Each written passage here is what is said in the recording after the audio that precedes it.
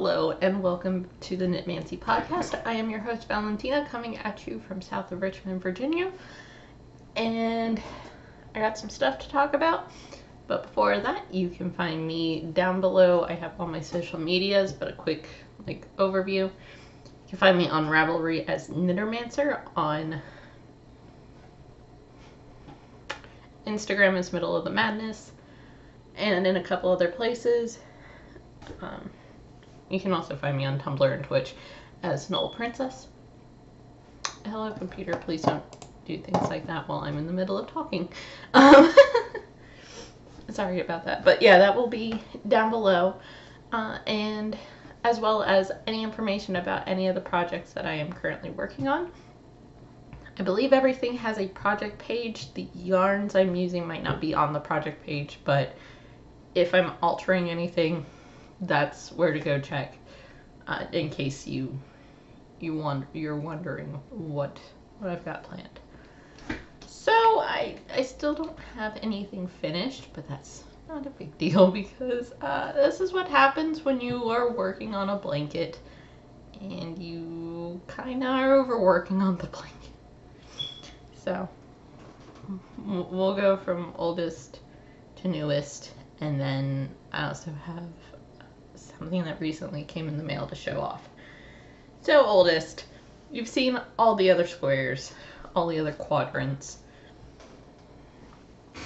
And it's not done yet, but the fourth quadrant is pretty close to done. I have a total of 8 squares left. I just finished this one last night while watching Children of Chaos? Something of Chaos. It's about the Norwegian metal band Mayhem, which has been a point of interest for me and my fiance. But yes, my Hue Shift, I'm getting there. Almost done with knitting all the quadrants. And as I have previously mentioned, I'm just going to go through and weave the ends in on these final 2 quadrants before I sew them together. And then I do the border and something. I think it's antivirus. That's what it was. So yeah, Lords of Chaos. Is that what it is? I don't know. If I think about what the movie we watched was, I'll put it down below. It's on Hulu.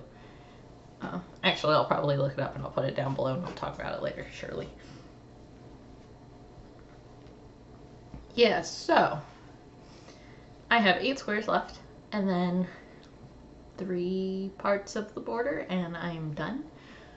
I think I am actually going to send this with my younger brother when he goes to college in August. So he has a piece of home, something hand knit. There is the caveat that he has to return it because I will knit him his own. I have an all of a sudden runny nose. It's weird. So yeah, my Hue Shift. It's a returning member. Hopefully next time I will have this square and at least this quadrant, and then the last this and the other quadrant that are stray sewn together, and hopefully a border on. I might even have the blanket done, but I'm not going to promise anything. Let's not promise anything.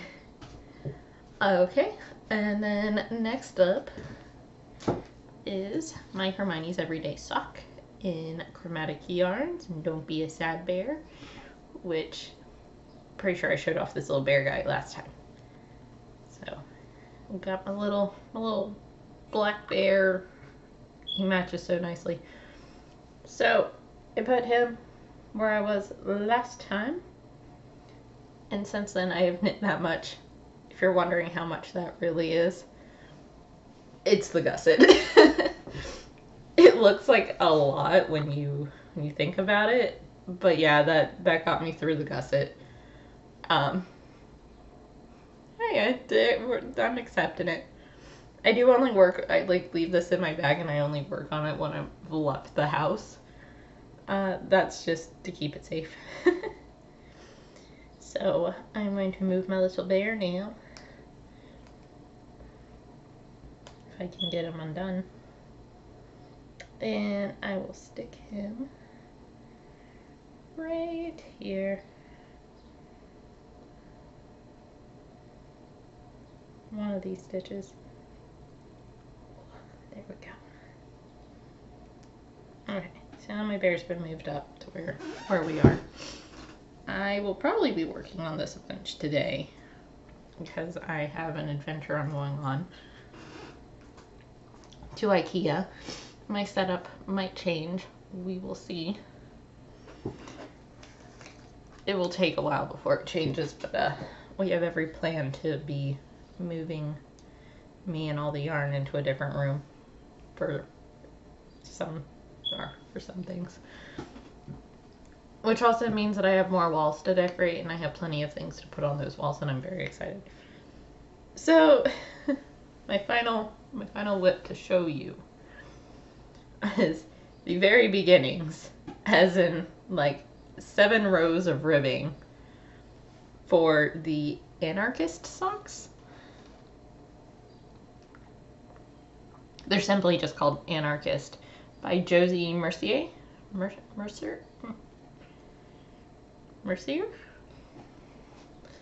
Again, her name will be down below, and bear with me because unfortunately I can't just magically know how to pronounce everyone's name.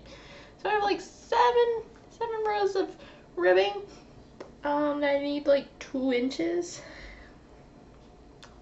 So yeah, this pattern is out of the Subversive Socks book, and the yarn is West Yorkshire Spinners, and I think we determined that this color is called Poppy Seed.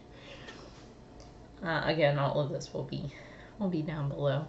If I put this on my like Ravelry pages, it would be just as easy. Either way. So yes, there's that. I really only work on this when I'm getting really tired of working on squares. So it sits with me. This is actually knit on US 1.5. It's like a 1.2 or 1.5, 2.5 millimeters. Chiagu red lace, 40-inch magic loop, all that good stuff. That's everything I've been working on. I'm like actively working on, not the stuff that's kind of sitting and waiting. Once I finish one blanket, I'm sure I'm going to take some time to knit a couple other things, and then I'm going to pick up my crochet blanket part 4. So the one thing that came in the mail is I think this is May's Knitical Roll Yarn Club by Chromatic Yarns, and it's the Flowers for Yasha, and it is just so let's break down this yarn, right? Don't look at me, look at the yarn. So this is her Sturdy Sock, which is her BFL base. The camera just does not want.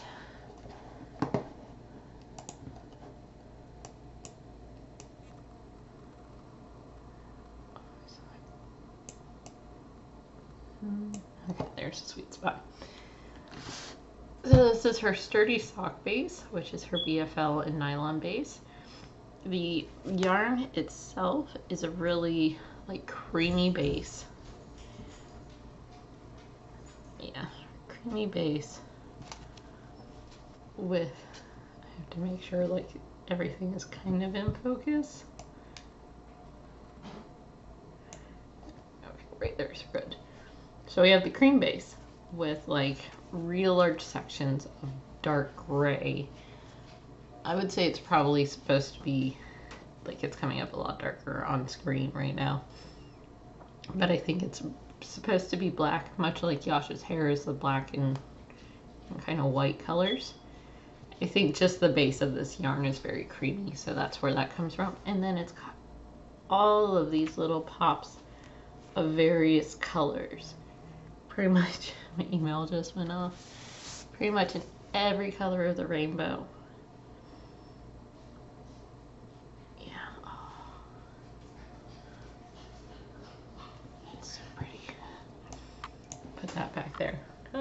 There we go. So yes, flowers for Yasha. Once I finish I think actually once I finish the anarchist socks, I'm probably going to wind this into a ball and get started on some socks. I have a plan. I have a thought in mind, but it might change as to what kind of socks I knit with this, because this is just, it is so pretty.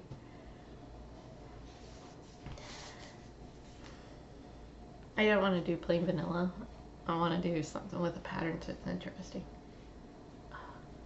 You know, the little pops of color, that brings me joy. I've had it sitting near me along with what I showed you last time of the Urban Girl yarns, because I think once I finish my Hue Shift, I'm going to make the Secret Summer Mystery Knit Along crop top in my Urban Girl yarns. I think that will be just delightful for me. Okay, so I guess we are into the kind of like weird chit-chatty section. Don't mind all of these strange lines on my shirt. My washing machine has its own set of issues. So what have I been getting up to? Last night, fiance and I watched the movie Lords of Chaos, which is about the Norwegian metal band Mayhem. Like, that's an intense movie. I know a lot of the band members aren't a big fan of it, but, like, holy crap, man. Holy crap. I would say, yes, it's rated R. I would throw this out into the world so that everyone is okay. There are very graphic depictions of self-harm and animal abuse, and dead animals in it, and suicide, like, and murder, and arson. I mean, I'm just going to cover all the bases of everything that you could possibly think of. Yeah. And when you look up like everything I just mentioned, and I would highly suggest, if you can't stomach to see some of the stuff, just read the Wikipedia page for Mayhem. It is ridiculous. So, like, this has been my past 12 hours ish. Actually, it's about 12 hours ish. Has been just focusing on this. If you can stomach the movie, watch the movie. If you can't stomach the movie because of all of the things that I just mentioned, read their Wikipedia page. You don't have to like metal. I'm not saying go listen to them or anything. They're not even my cup of tea. But just, oh my god. Oh my gosh. And I just named off the, like, really graphic stuff that could very well trigger or just otherwise upset the people.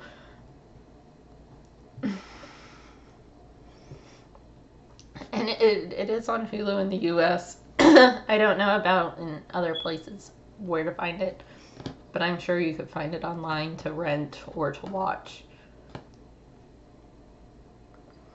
Goodness. It's also there's also a book that it was adapted from. So if you can't stomach watching it, and the Wikipedia doesn't have enough information, go ahead and just like read the book. God, there's just, I've been awfully phlegmy.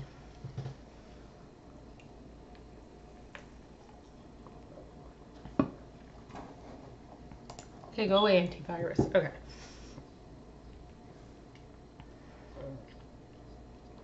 Yeah, so we watched Lords of Chaos. We've been trying our best, living our lives. And actually, there was a couple of things that happened in Richmond. We still haven't really made it into Richmond recently because, again, it's a little bit of a drive. I mean, it's like we're like 30 minutes out.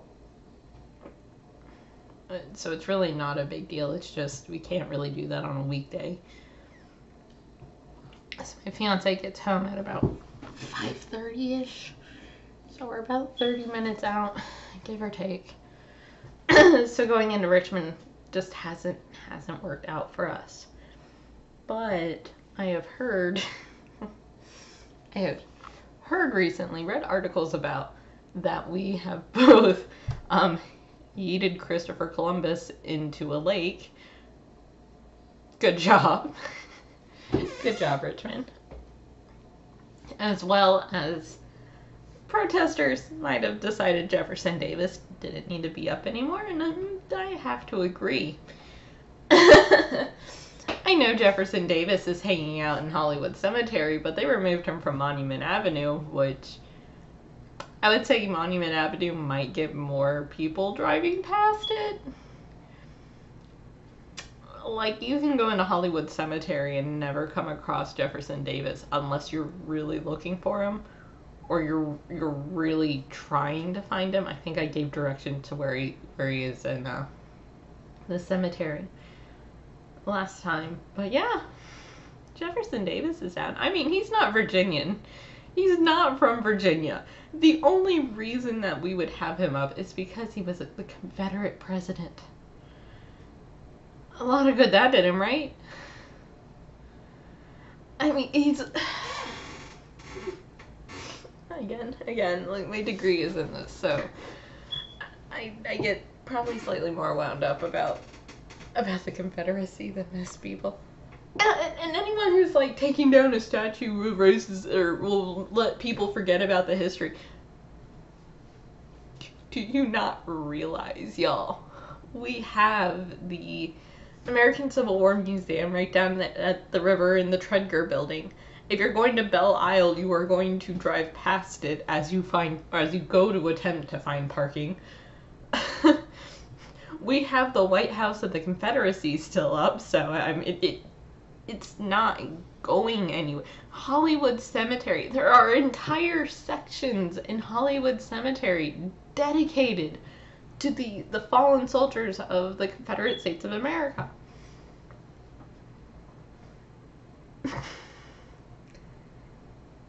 Yeah, I mean, people are not going to forget the history if you take down a statue. The statue wasn't teaching them anything to begin with. Part of what I had to go through for my degree was public history and, like, historic interpretation. Big thing you had to understand is historic interpretation. What is the interpretation of a statue? In the middle of a road.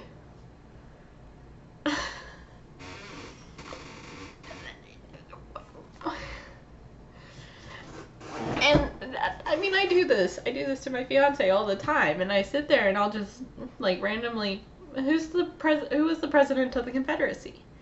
He can't answer that question. He has a high school diploma and he can't answer that question. If you think that, and he's 26. He just got older yesterday.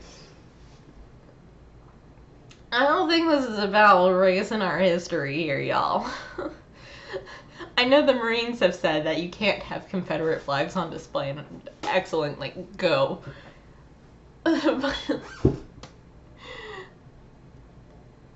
Removing a statue is not going to magically make the history go away. It's not going to make people forget that the United States did shitty shit.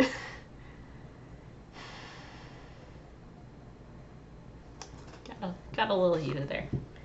But, yeah, no. Sorry. Unless there's a plaque that explains exactly who this person is, what they did, why they're important, why we should care. That statue's not teaching anyone anything. They ain't remembering what Jefferson Davis did. They don't know who he is. Like, let's be frank here. They don't know who he is. And he's not Abraham Lincoln. People do not know who Jefferson Davis is. If you're in Virginia, you probably know who Robert E. Lee is. Because you're from Virginia, and the Lees of Virginia are a thing. But, like, Jefferson Davis, he wasn't ours. He's one of those people that, again, you're likely to forget about.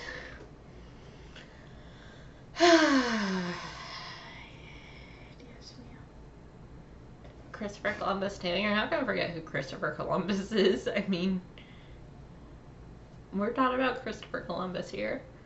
They might change that, and I hope they change the framing of him not being, like, a good guy, because, let's be honest, he was not.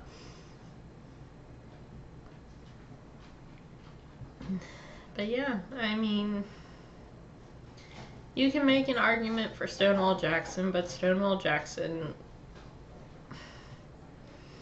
is he Virginia or is he West Virginia? Technically, where he was born was West Virginia. Well, it was Virginia at the time and became West Virginia, but West Virginia. Just, again, taking down a statue is not going to make history disappear. It happened. We have documentation that it happened. We have the letters. We have pictures. We have pictures that it happened. You don't just find a bunch of dead bodies laying around. I mean, I could talk about some problematic history faves, but, like, for now, all that needs to be said. And talk is getting into something, so I'm probably going to go quickly. But all that really needs to be said is, like,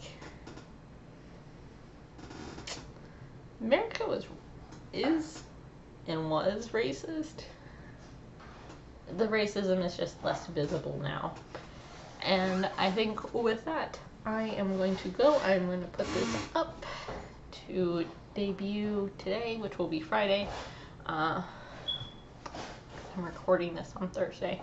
Okay, well, I'm going to go see what mischief and mayhem the dog's getting into. And until next time, stay healthy, wash your hands, stay safe, and goodbye.